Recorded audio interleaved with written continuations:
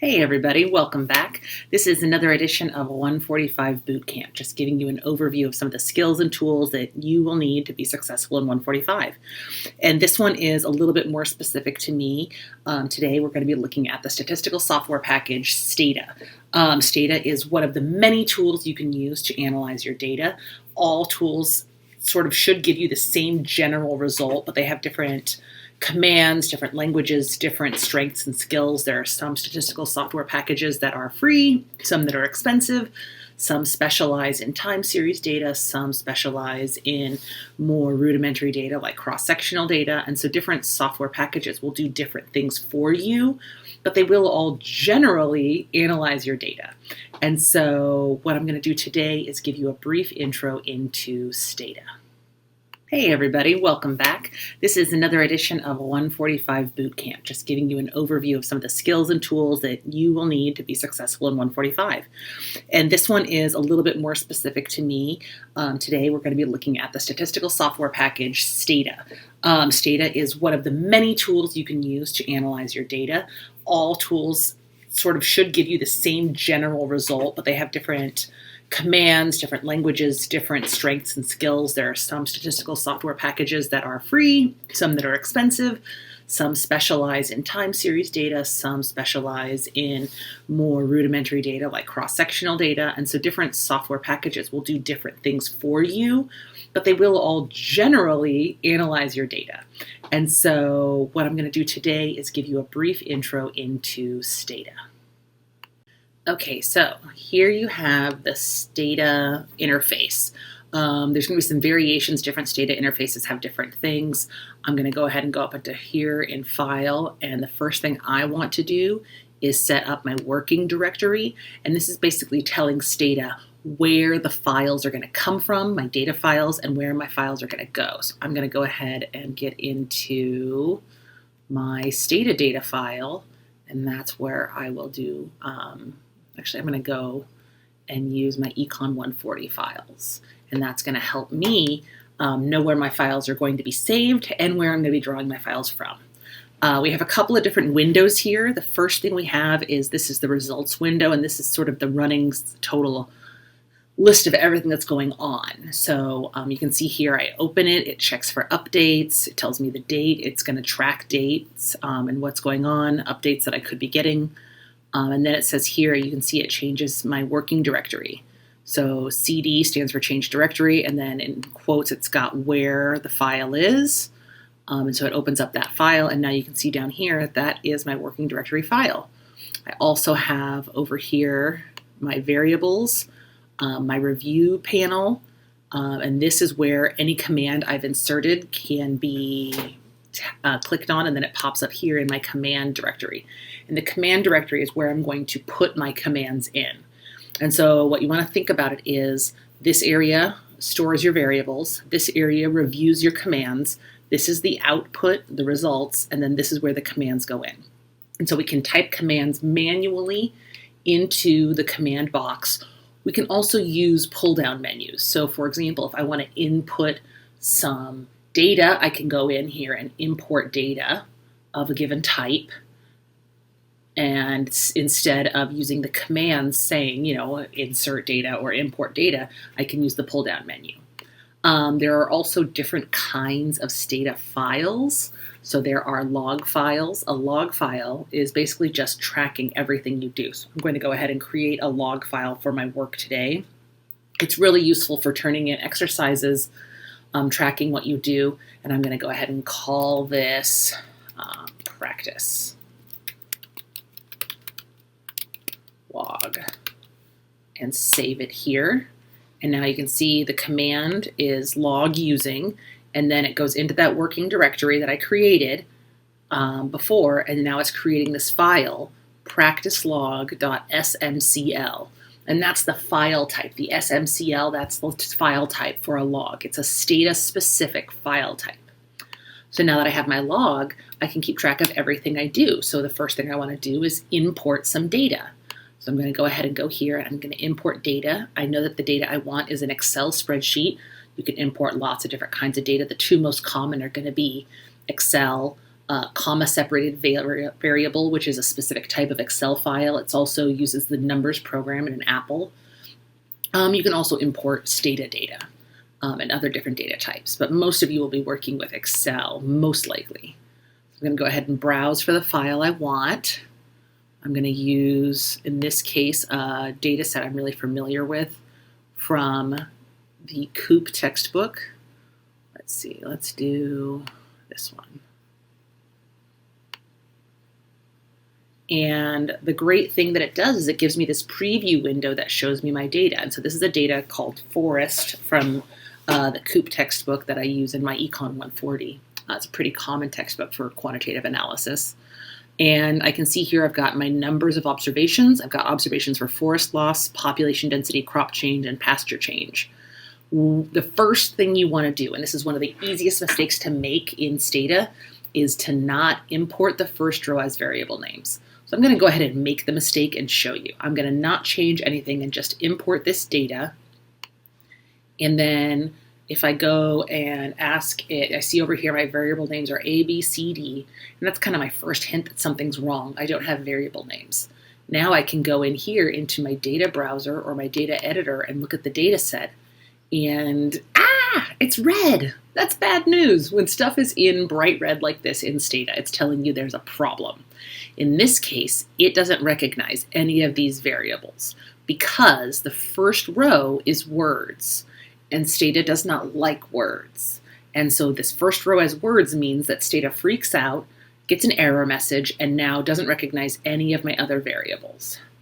So if I go and I want to do, say, summary statistics, which is the command for summary statistics, is just sum, and then I want to do and I can just click on them to get them inserted, or I can type them in here. I don't get any observations because Stata doesn't recognize the data because I didn't insert it correctly. So let's go back and start over again. I'm going to go back and import the data, Excel spreadsheet. I want to pick that same file I had, which was the forest loss data here. And this time when I open it, I want to click Import First Row as Variable Names. And now those variable names pop up into the first row. My observations are still being counted here. And now when I click OK, it's OK to overwrite my saved data. If I look in now, in my data browser, all of my variables are in black, which is good. That means Stata can read them. If I go back and put in a sum for summary statistics, now I get the number of observations, the mean, standard deviation, minimum, and maximum value for each of my variables. Yay! It worked! So that's great. Now I have data I can work with. I can run regressions. I can generate graphs. I can do measures for statistical significance.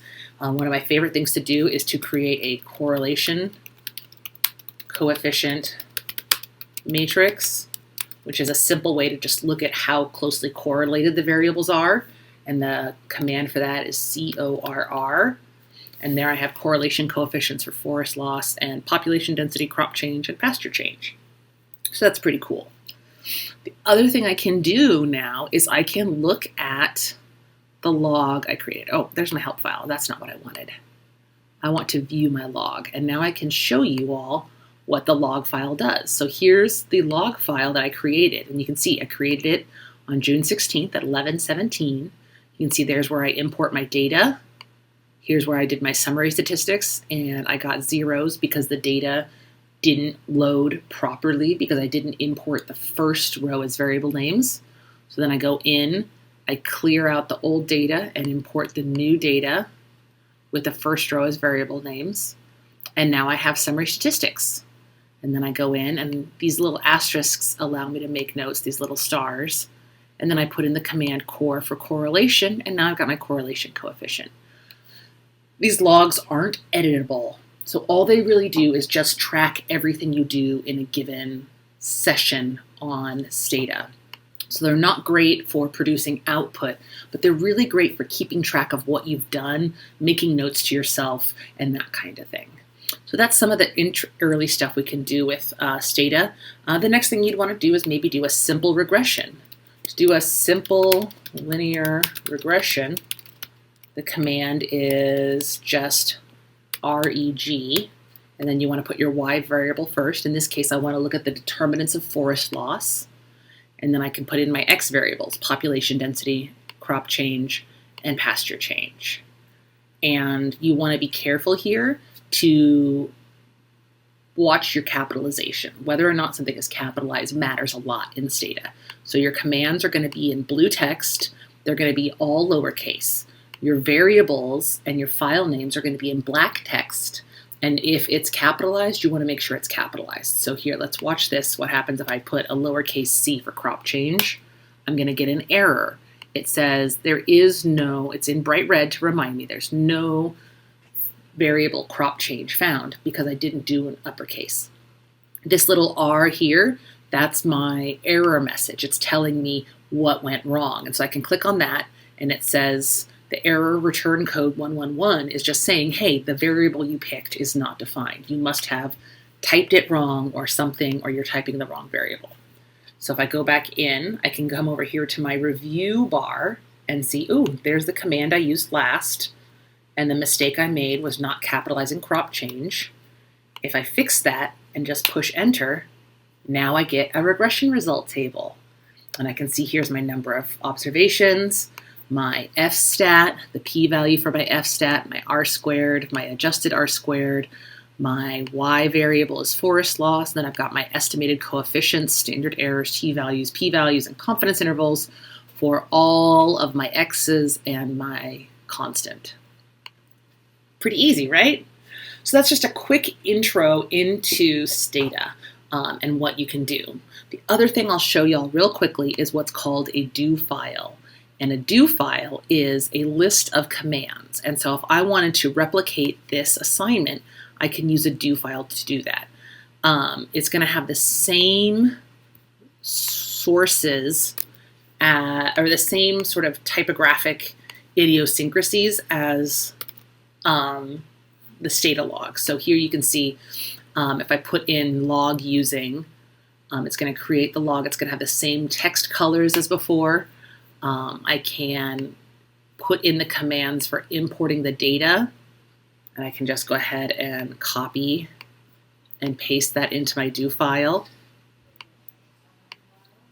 and get all the same stuff that I would have put in manually here into the do file to replicate it. So what a do file is good for is for keeping track of your project. So going through and keeping track of the commands or the code you want to write as you go through and do your project, so you can remember what regressions you want to run, what graphs you want to generate, and that kind of thing. So you can go through and edit it, you can come in and make notes, and that kind of thing. Again, with the notes, you just put an asterisk first, and it'll give you the green text showing you it's a note, not a command. Commands will be in blue, and then variables and file names will be in black, directories in this deep red, and then an error would be in bright red. And so that's another kind of file that's really useful. So when we deal with Stata, we have our data file. We can have a log if we want to, and then we can have a do file where we track our commands. So hopefully that's not too overwhelming. That gives you a sense of some of the simple ways that we can use Stata. And I have command sheets that you can use to get some advice. There's great videos and resources to use Stata, but it's an excellent tool for a lot of different kinds of data analysis. So hopefully that makes it a little bit easier to understand.